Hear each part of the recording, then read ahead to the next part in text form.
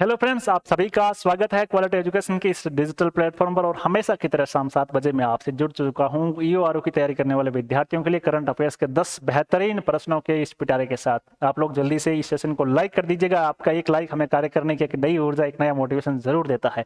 विद्यार्थियों, जब तक ईओआरओ का एग्जाम नहीं हो जाए, हर रोज शाम 7 बजे आपके मोबाइल पर करंट अफेयर्स की घंटी बजे इस सेशन के साथ आप मेरे साथ 10 प्रश्नों पर पिटारा में आप सभी का स्वागत है। आप सभी लगातार जुड़े रहें, आपकी तैयारी में बहुत मदद करने वाले हैं। तो आइए आज के सेशन में शुरू करते हैं। और आज की चर्चा में आज का हमारा पहला प्रश्न है, खेलो इंडिया यूथ गेम्स 2022 की पदक तालिका में राजस्थान कौन से स्थान पर रहा?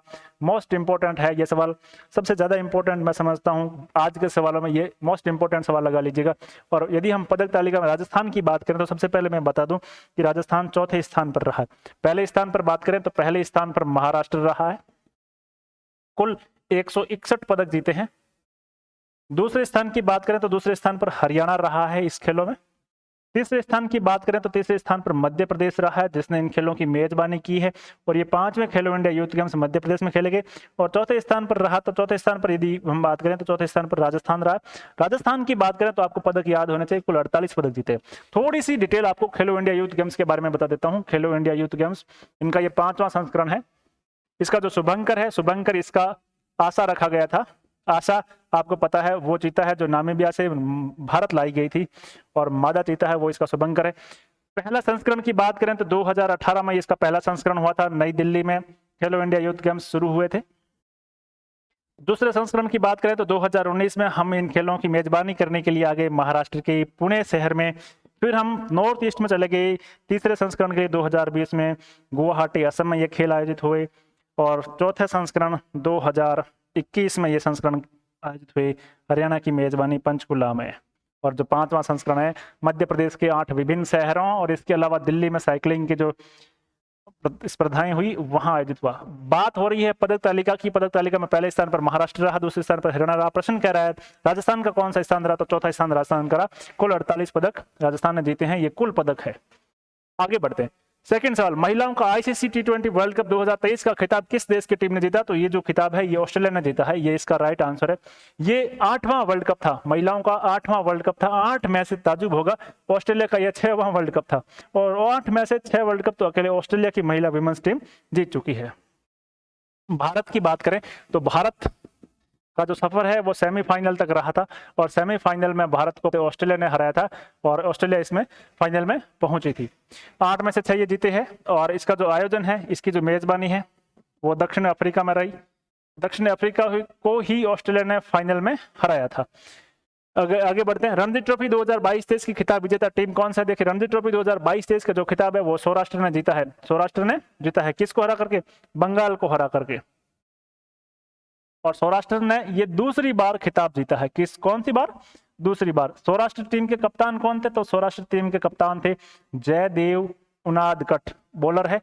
और इसमें एक और हिस्ट्री क्रिएट हुई, इसमें यह हिस्ट्री क्रिएट हुई कि जयदेव उनादकट ऐसे पहले बॉलर बन गए जिन्होंने किसी घरेलू श्रृंखला में अपने पहले ही ओवर में, अपने पहले का मतलब मैच शुरू होने के पहले ही ओवर में हैट्रिक बना ली। और ऐसा करने वाले जयदेव उनादकट अभी तक के इतिहास में एकमात्र खिलाड़ी है।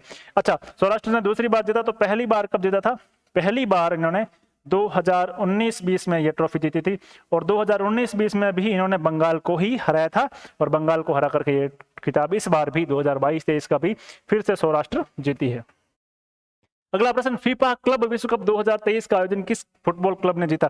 देखिए, एक होता है फीफा विश्व कप, जो आपको पता है फीफा विश्व कप 2022 कतर में आयोजित हुआ, अर्जेंटीना ने जीता। किसको याद नहीं, लियोनेल मेसी की टीम, जिसने किलियन एम्बापे की फ्रांस की टीम को penalty shoot out, what A match, बहुत गजब का मैच था वो।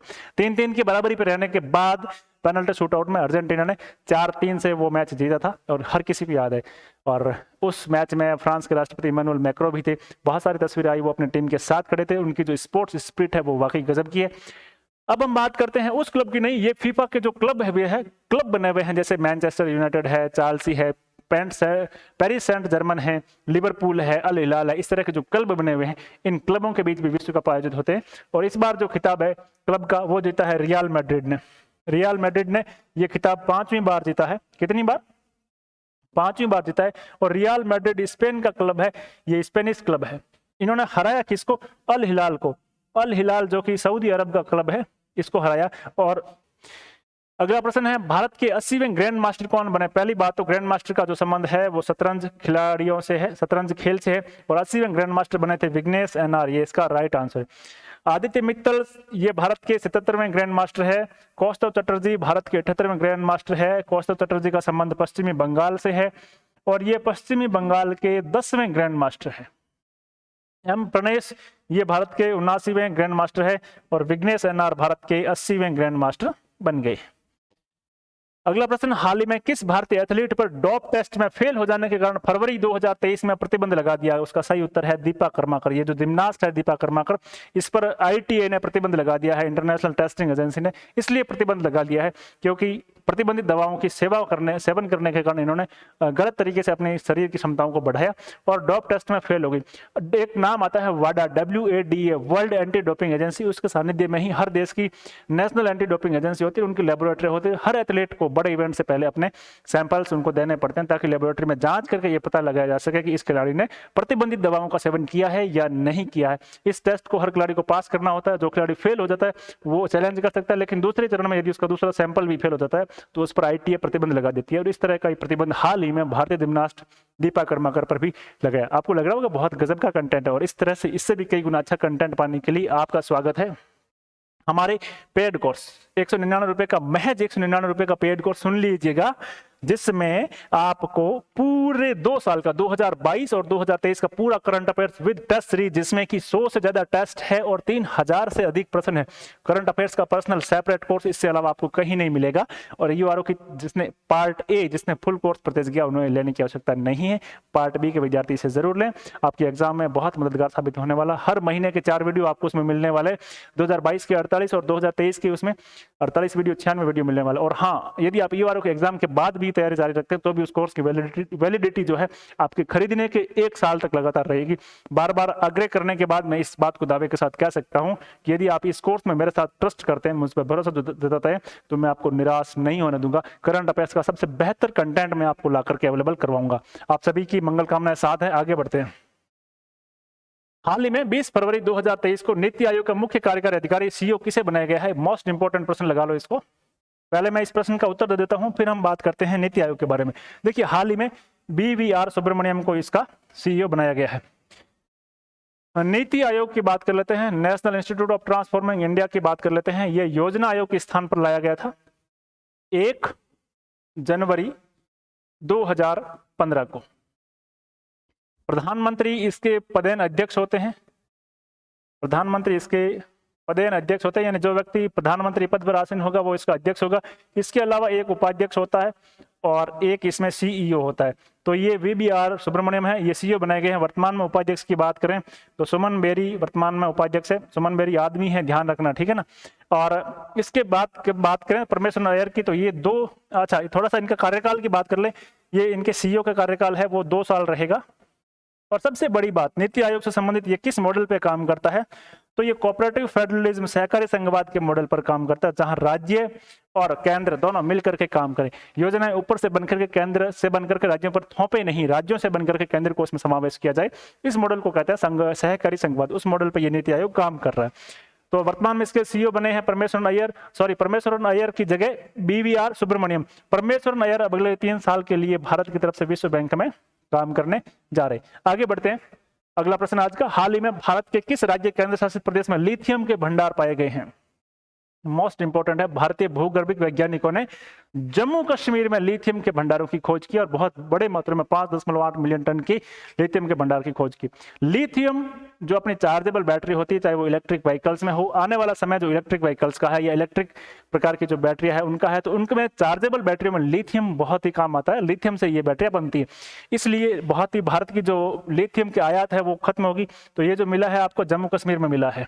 यदि हम लिथियम की बात करें तो विश्व के कुल भंडारों में चिली सबसे अधिक है, दूसरे नंबर पे ऑस्ट्रेलिया है और फिर अर्जेंटीना है। फिर तीसरे नंबर पे कौन है, अर्जेंटीना है। लेकिन यदि हम विश्व की लिथियम की इंपोर्ट की बात करें, आयात की बात करें, तो विश्व के कुल लिथियम आयात का 80%, कुल 80% आयात जो है अकेला चीन कर लेता है। इसलिए चीन में मैन्युफैक्चरिंग से संबंधित यूनिट्स बहुत ज़्यादा है, चीनी प्रोडक्ट्स बहुत सस्ते होते हैं, और जो चार्जेबल बैटरियाँ होती है वो चीन की बहुत ज़्यादा। कारण यही है कि लिथियम का विश्व के कुल आयात का 80% अकेला आयात चीन कर लेता है। बात भारत की करें तो भारत अब लिथियम के मामले में यदि यहाँ से जो लिथियम हुआ वो निकाला जाएगा तो भारत अपने ही लिथियम को उपयोग करके इसमें बहुत बड़ा हब बन सकता है। अगला, विक्ट्री सिटी नामक पुस्तक के लेखक कौन है, तो सलमान रश्दी का ये एक अच्छा उपन्यास है। सलमान रश्दी ब्रिटिश भारतीय नागरिक है जिन्होंने ये उपन्यास लिखा है।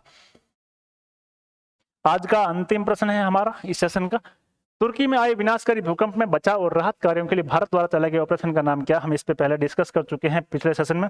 तुर्की में और सीरिया में जो भूकंप आया उसमें भारत की तरफ से जो चलाया गया था ऑपरेशन मदद, सॉरी माफी चाहता हूँ, ऑपरेशन दोस्त, मैंने गलत पर टिक लगा दिया, ऑपरेशन दोस्त चलाया गया था तुर्की और सीरिया में। मित्र, सहायता, मदद, इस तरह से कंफ्यूज करने वाले सवाल आपको मिलेंगे। मैंने गलत टिक लगा लिया लेकिन उत्तर इसका सही है ऑपरेशन दोस्त। तो उम्मीद करता हूँ मित्रों आपको ये सेशन पसंद आया है, आप इस प्रकार के इस सेशन को लगातार पसंद करते रहिए, इससे हमारा हौसला बुलंद होगा। लेकिन उस पसंद को आप दबाइए, क्लिक लाइक का बटन, और कमेंट करके ये जरूर बताएं कि आपको ये सेशन कैसा लग रहा है। आपकी ईओआरओ के एग्जाम तक लगातार मैं आपके साथ हर शाम 7 बजे करंट अफेयर्स के 10 प्रश्नों के पिटारे के साथ मिलता रहूंगा। आप एक अच्छा बेहतर कंटेंट चाहते हैं तो आपका हमारे पेड कोर्स में स्वागत है। आप सभी की परीक्षाओं की मंगल कामनाओं के साथ आपका दिन शुभ हो। धन्यवाद।